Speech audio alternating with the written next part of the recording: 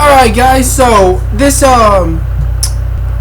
video is basically right after I had done my Veronica Mars one, and this video where I'm going to be talking about X-Men Days of the Future Past, the next X-Men film, and some of the information in the Sentinels that were released this week, the pictures of them at Comic-Con. I'm going to give my thoughts. Now, first let me start off by saying, when it comes to comic books, I've always been a DC person. I grew up with Batman. I grew up with Superman being my first, and Batman. So immediately, those were the two comic book characters I latched on to. In terms of the Marvel world, now that's not to say I'm not a Marvel fan, because I am. But in terms of the Marvel world, I did become a fan of Spider-Man, but the X-Men have always been to me, the quintessential characters of Marvel. To me, the X-Men, in my opinion, are above every other Marvel characters are created, because not only are their stories very deep, very interesting, the universe, in my opinion, of the X-Men can expand so far beyond any other. Like, in my opinion, the X-Men, in terms of the comic books and the characters, are above everything else Marvel has in the Marvel universe. The X-Men have always been something I latched onto with Marvel. Being a DC fan, and then first time seeing X-Men, I was like, this is awesome. I remember watching the cartoon, being like, in the first season, and then seeing those Sentinels, I'm like, this is cool. These characters are interesting. This dynamic in terms of having real world issues intertwined with these fantasy, like this fantasy type setting.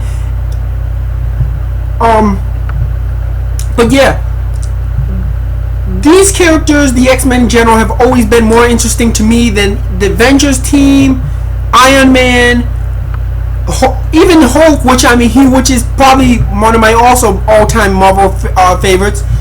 And when X-Men 1 first came out, I enjoyed it. I liked it. I was a huge fan. I thought it was a good start. There were some issues I didn't like. Some of the things with the way Storm looked, the costumes were really cheesy. But overall, I thought it was a good film. X-Men 2 knocked it out of the park. It was such a great film. It was done proper. I know some people have issues with it, mainly people from the talkback sites. They have issues sometimes with a little too much things, but I respect everybody's opinion. I thought the story was great. It was great how it started off from where the last X-Men left off. The biggest thing, here's the thing. The biggest thing with X-Men 2, which was awesome, was not only the ending, which set up for the Phoenix story, but it also kind of, to me, I felt like X-Men 2 wrapped up Wolverine. X-Men 2 gave us almost like a origin story intertwined with the X-Men story of Wolverine, which I know a lot of people take issues that Wolverine was too much focus on the previous X-Men film, but we'll get to that in a minute. So X-Men 2 was great. It ended on a crazy note, Jean Grey dying, and then you see the Phoenix underneath, so you know X-Men 3, we're going to get the Phoenix.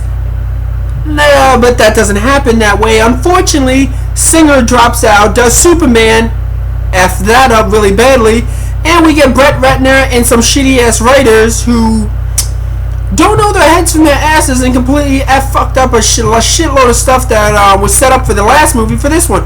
Instead of actually getting a true Phoenix saga, what do we get? We get basically another movie that revolves all around Wolverine and all the rest of the X-Men and everybody else. The side characters, we get a million X-Men characters thrown into the movie for the point of cameo that have nothing to do with the entire film, who don't do anything, and are essentially killed off.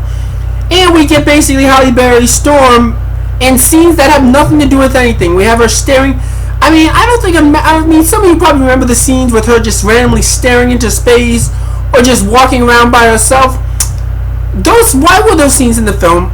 Well, could it be that she complained that she didn't have a big enough role?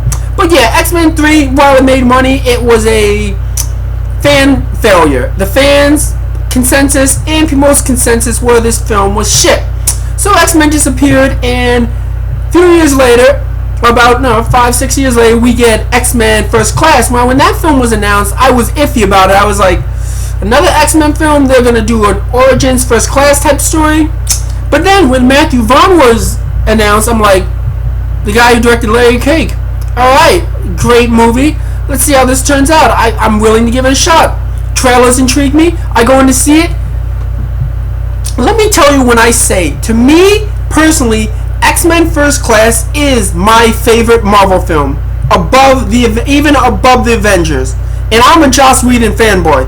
I mean, when they say the cult of Joss Whedon, I'm part of that fan base that follows everything he does. Loves Buffy, loves Firefly, is a masterpiece. So for me to say that I like a film better than something Joss Whedon did, that's pretty big for me. Because normally I won't put stuff above certain things above Joss Whedon, but X-Men First Class, I think, got everything right and everything that I wanted to see in an X-Men film. Great performances from Fassbender, great performance from McAvoy, great casting. I thought Jennifer Lawrence did a great job at Young Mystique. I wish people would shut up about the complaining about that. I think most people just complained about her weight, which made absolutely no sense. I mean, seriously, would you want a Megan Fox lookalike in the film? I'd rather, in all honesty, when it comes to that stuff, I'd rather have a good actress over a hot actress who can't find her way out of a paper bag. But yeah, I thought X-Men First Class was great. The story was great. It actually grounded it in almost like a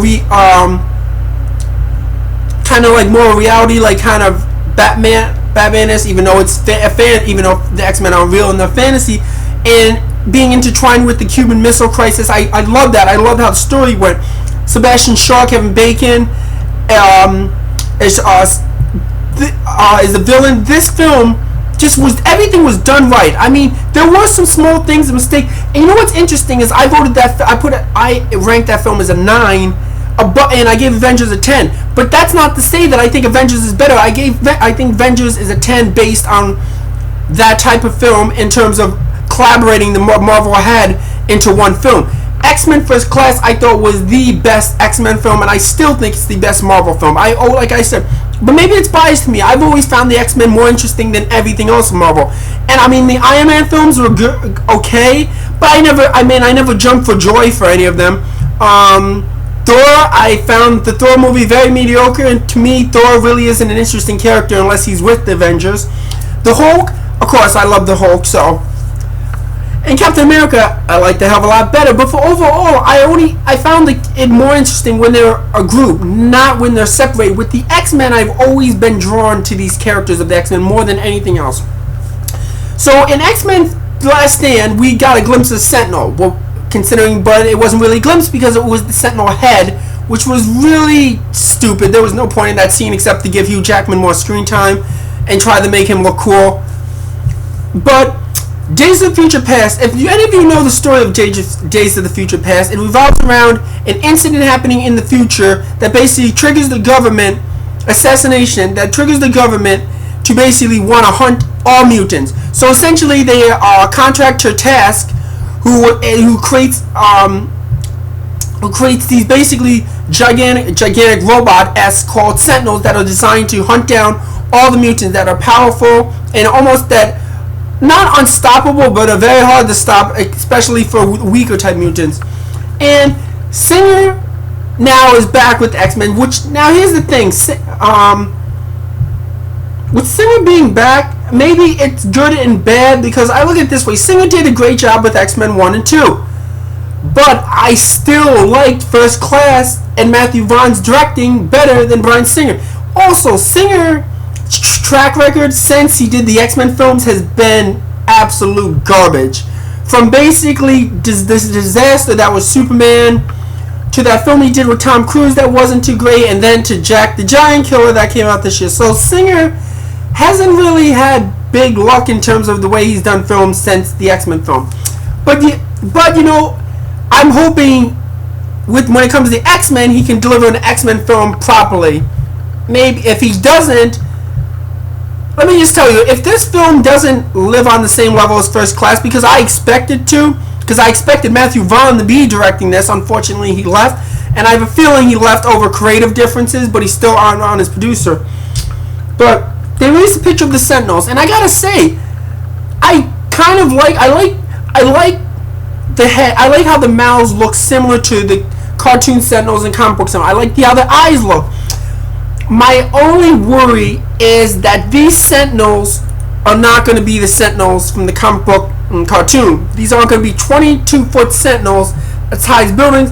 These are going to basically be Iron Man-sized Sentinels. Now, essentially, if that's the case, that will be really disappointing, because when you see that poster of the Army of Sentinels of the picture they showed from Comic-Con, if they're Iron Man size, it basically just looks like a bunch of Iron Man suits about the X-Men, and it kind of takes away the threat, because if they're just robots Iron Man size, they're not as threatening as having a 22-foot robot. Not to mention, I mean, come on, we live in an era where we just had Pacific Rim, we had Transformers, even though those are bad films, but they still had robots, huge 22-foot robots. Why can't these X-Men films, if they're going to use Sentinels, have 22-foot robots? It can be done. It can be done properly, and it can be taken serious. I've seen big robots in all the films, so I don't understand. If these, I'm hoping that seriously these are going to be huge, and this model just looks small. But if it's not, and these robots are Iron Man type suit size, that is going to be very disappointing.